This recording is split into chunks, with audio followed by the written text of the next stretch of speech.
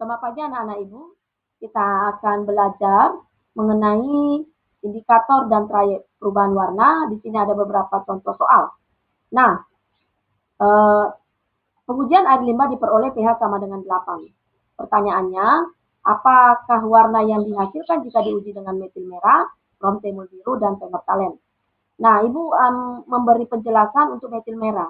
Di sini 4,2 sampai 6,2 itu trayek pH-nya.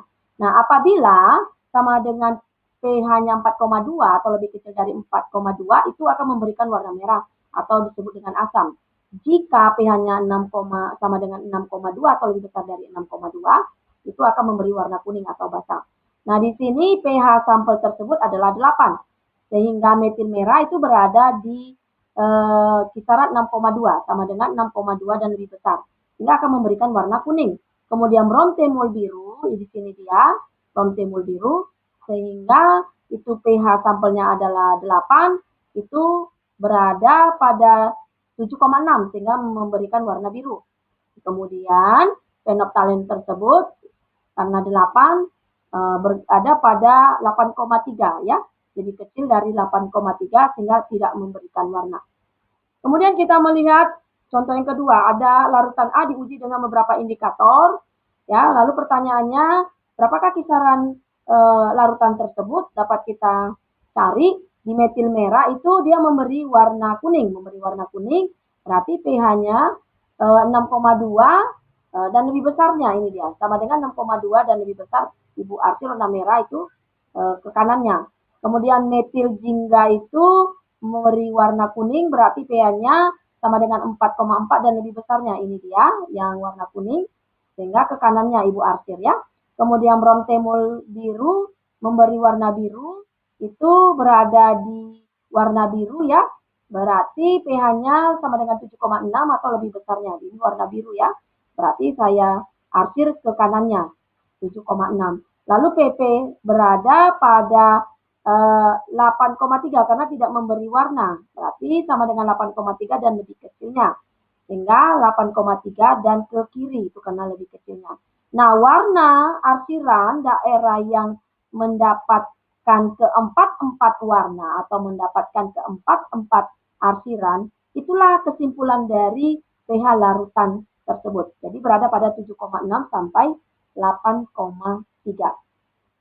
Di sini ada contoh yang ketiga, ada 5 gram mineral, lalu dilarutkan dalam air, lalu difiltrasi. Hasil larutannya ditanya adalah kemurnian dari kalsium oksida tersebut. Terlebih dahulu kita buat reaksinya, CaO direaksikan dengan H2O menghasilkan CaOH 2 kali, lalu CaOH 2 kali itu direaksikan dengan HCl. Nah, kita harus menghitung berapa mol dari CaOH 2 kali. Nah, dari rumus filtrasi A kali MA kali FA sama dengan B kali MB kali EP. A di sini adalah H positif, banyaknya H positif dari HCl. Nah, di sini kan HCl kan 1 ya.